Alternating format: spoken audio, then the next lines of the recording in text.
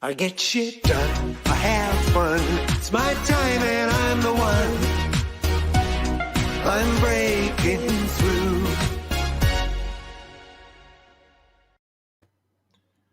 Hello, Happy New Year. It is the first work day for most people in 2022. So today we're going to be talking about your set point, your isness. But before we get into that, a couple of things I want to remind you about. If you're seeing this on a replay, not on the first day of or during the early part of the day in North America, let us know you watched it on the replay. Go #replay and let us know that you are watching it. If you want to ask a coach a question, well, here's an opportunity for you to do that.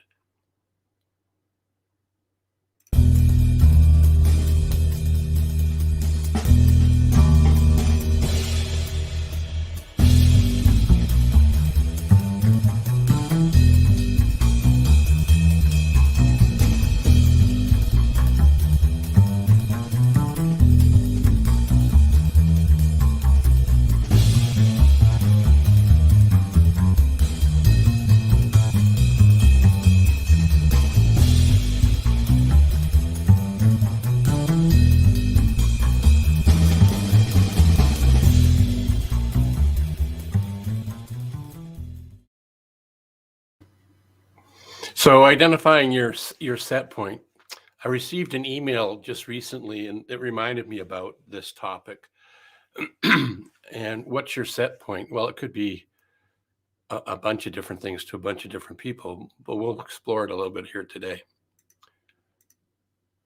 Here's a definition of a set point from a physiological point of view. It says a set point is a physiological value around which the normal range fluctuates as the body works to maintain its homeostasis. Any significant deviation from the normal range will be resisted and homeostasis restored through a process called a feedback loop. That's a mouthful. I hope I'm not a doctor or a psychologist or a therapist, but this topic interests me, fascinates me actually. So I thought I want to share it with you guys today. So really what I think it's talking about is a couple of things. It's our self-image. It's who we believe ourselves to be. That's what, to me, identity is. Your identity, my identity, your isness, my isness. So one way it was explained to me. Is it proper English? Probably not, but it just drives the point home. Isness. How do we see ourselves when we're by ourselves? How do we automatically show up, communicate, do everything we do?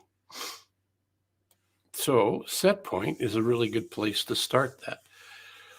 So isness for many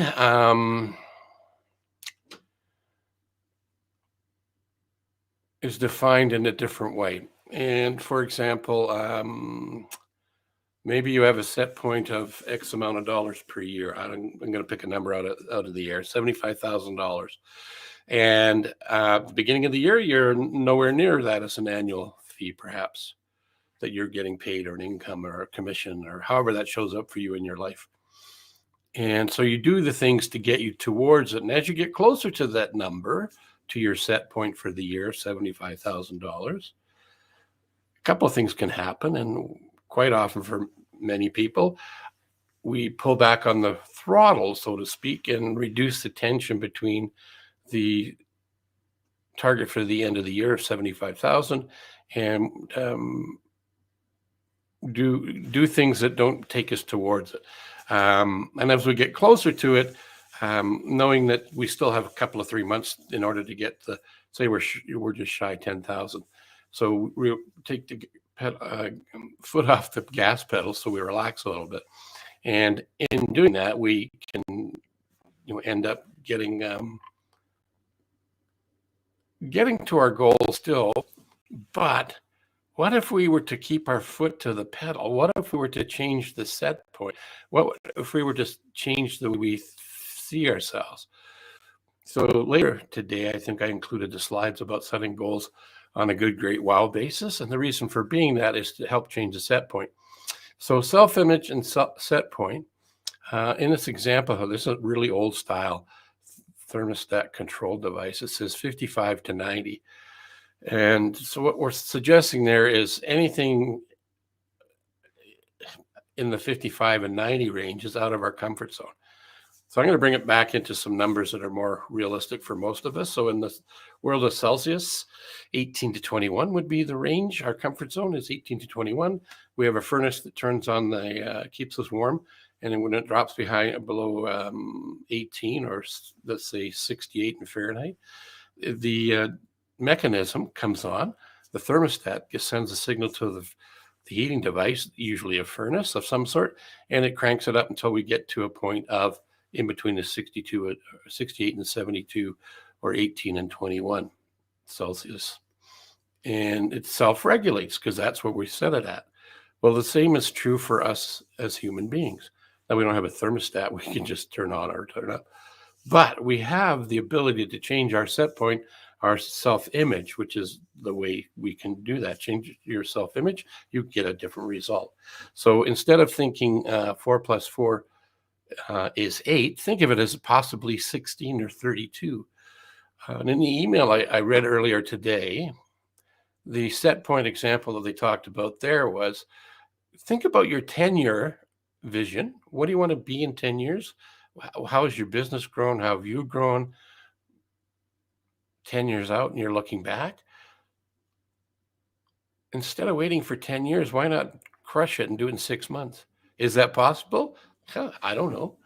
Maybe, but it's not possible if you don't set the goal as that. Now, in the email I read, they suggested maybe you wouldn't hit your 10-year set point in 6 months, but what if you got to 1 or 2 or 3 years in that time frame?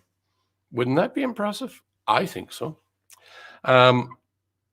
Set point could be how you see yourself in terms of your physical health. Whether you weigh too much, not enough, can't stretch too much. Is that possible? I don't know. I can't stretch too much, so I can't speak to that. But it could be weight, it could be income, it could be relationships, it could be a wide variety of things. What is your set point? What is your identity? And if you were to look at your current reality and think about where you're at in those areas and look where you'd like to be 10 years out, and set that as your set point target and see what happens in the next 6 months. Moves you closer towards it, perhaps. Here's another way of looking at the comfort zone, which is also a set point. So if you look at the V, that's the area of comfort, and your self-image is on one side and your comfort zone is the whole package. And the truth that we're talking about there is we act not in accordance as to the truth as it is, but as we perceive it to be. So if we change our comfort zone from 18 to 21 up to, say, 22 to 26 in terms of raising our efficacy, our ability to get shit done, our self-image, then we can grow and do and experience and help more people, help ourselves, and expand our comfort zone. Not get out of our comfort zone, but expand our comfort zone. So moving up to the wider portion of the V, we're actually doing that. So a 10-year goal into 6 months was the idea or concept I wanted to share with you guys today. And here's just another example of what a comfort zone could look like. Here's another image of it. Your comfort zone is a tiny little area, and where the magic happens is on the other side, or when you stretch it out to connect to where the magic happens. That's actually where the real world is. Not to say your world isn't real, but saying that there's an opportunity for you to move towards and experiencing your life at a bigger, brighter place, whatever that means to you. Money, relationships, career, size of your business, experiences, travel, all those sort of things. What's stopping you? What's your set point? Could you raise your set point? And as promised, here is something around goals. Good, great, and wow. I like this concept because it gets us thinking about setting a goal and having a couple of horizons to look towards. So if you're $75,000 a year person and you would like to step it up a bit, you could add, I don't know, 20% to that to be your great goal. And then 50% of that could be your wow goal. And the idea behind that is it keeps the tension. It helps keep the tension that, if you think back to the thermostat idea, gets us to regulate it at a higher level. So as you get closer to your good goal, in this case, 75,000, you don't stop there and take your foot off the gas pedal. You actually look beyond to the next level, which is your great goal. So you keep the energy and the enthusiasm and the passion on your end result that you'd like to get to. And you meet and exceed your good, but you also move towards your great, and you may get the great. And then as you get closer to the great, you can start looking at the wow. So just a trick to trick yourself, so to speak, or inspire yourself to change your set point. Good, great, wow goal setting. And here's a thought to leave you with. What you say to yourself about yourself when you're by yourself matters.